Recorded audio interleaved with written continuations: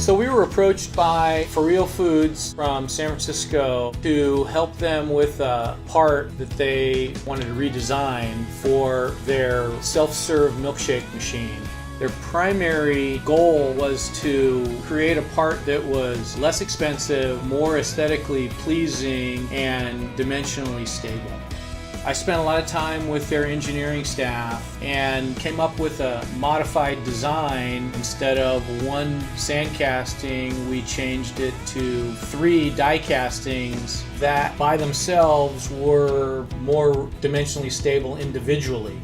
Once we got into production, For Real had chosen a really nice looking metallic powder coating finish. But what we found was that this powder was not compatible with the die casting process. We had to pursue other alternatives. In our investigations, we came across a ceramic coating. As it turned out, the ceramic over the brushed die casting ended up being a much more favorable finish. What they were ultimately looking for was a brushed stainless steel look. Because For Real brought us in early, we were able to save them time, money, and ultimately provide them with a much better product than what they previously had.